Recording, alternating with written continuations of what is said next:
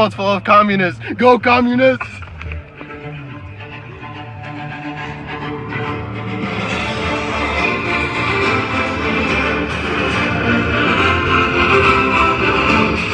Go, go, go! Go, go! We are here live at the 38th parallel. The North Korean communists are about to attack South Korea to start the Korean War. Don't come and we'll start the war. Don't come. Don't come. This is footage of the U.S. sending tanks into South Korea to defend them against North Korea and their communism.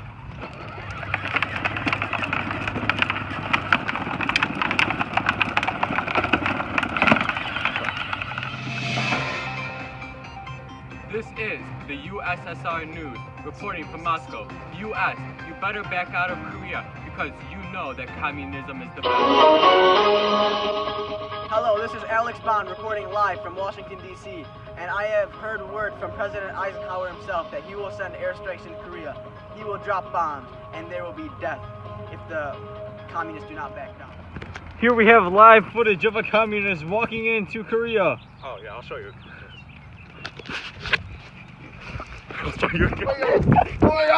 We have live footage of U.S. tanks attacking North Korean military outposts in Korea.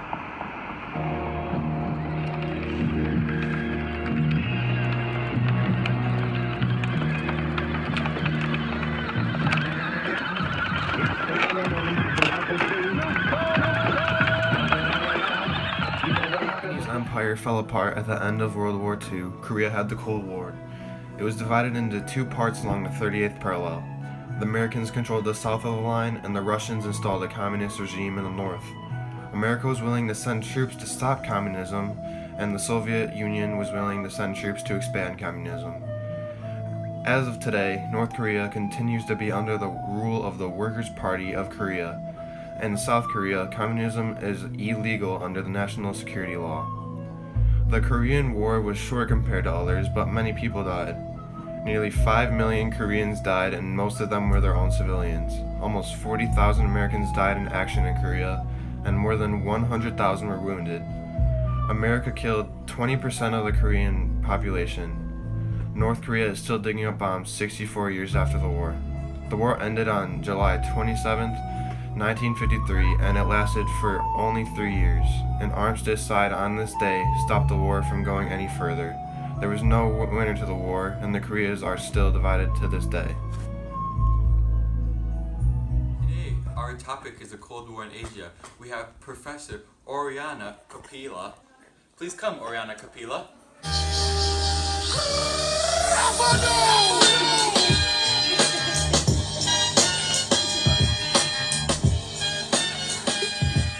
Thank you for having me today.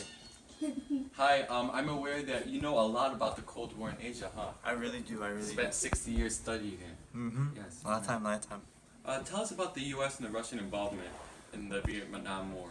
Well, the Russians heavily supported the north part of Vietnam, the communist part, and the United States supported the South Vietnam by dropping bombs, on North Can we have a round of applause? Yes, sir! Good answer! Thank you. Why do you think the U.S. lied about all the deaths? I mean, I think that the United States lied about the casualties in Vietnam because of the lack of support that the war was already receiving from the civilians in the United States, and I really think that they wanted to continue to fight in Vietnam. We can encourage our viewers at home to take notes on this tragic event that happened many years ago, but the effects of it are still going on today. Other questions. Who was Ho Chi Minh? Ho Chi Minh was a North Vietnamese communist leader who kind of liked to attack people a lot, and he caused a lot of deaths in Vietnam, and it was very tragic. Very tragic. Thank you very much. What is the domino effect and how does it show in this Cold War? The domino effect is basically when one country falls, the rest of them fall. So in Asia, a lot of countries started to fall, and then the rest of the countries started to fall very quickly to communism. Yes, yes. We are blessed to not be communism in this great country, the United States of America. What was the conclusion of the Vietnam War? The conclusion of the Vietnam War was the North Vietnamese, or the communists, ended up winning because the United States ended up having the Pentagon Papers released, which basically stated that the United States was losing from the start and they were lying to their citizens about it. When these Pentagon Papers came out, a lot of lack of support from the United States came up, and basically the United States started to take out troops, and then the South Vietnam was just really done for at that point. We thank you, Professor Oriana. How do you say it? Campaia. Yeah, we thank you for your studies at Oxford, I understand? Oxford, yes. Oxford University. I'm an Oxford man, just like it speak. Thank you for joining us at the Anthony Show. See you next week. Hello everyone, on today's edition of the Cold War in Asia, we have Professor Shadi Baidoon, who is an expert on the Gulf of Tonkin. So, can you tell me, where was the Gulf of Tonkin? Well, the Gulf of Tonkin is a body of water off the northeast coast of Vietnam, where it was a tactical and strategical spot for the Vietnamese in the war.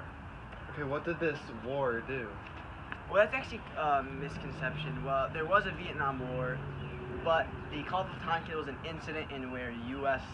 warships were attacked. And for what they said was missiles or torpedoes were shot from torpedo boats at multiple sites, at angles where they could not counter. And they said it was unprovoked. The sailors said they did nothing. They did nothing to provoke such a thing. But that's false. It was actually, the U.S. was doing some espionage missions where they were trying to intercept North Vietnamese communications in better efforts to stop them. And really, it didn't work out well for them.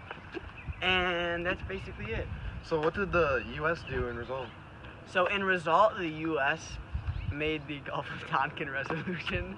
And in the Gulf of Tonkin Resolution, it gave the U.S. clearance to use all force necessary to crush the North Vietnamese. And that's what President Lyndon B. Johnson tried to do. But what people don't know is the people didn't really want to be in the war. The war was not what the people wanted. But after the incident, they were all for it. But the incident never really happened. It was faked by the government to get support by the people and by Congress to join this war.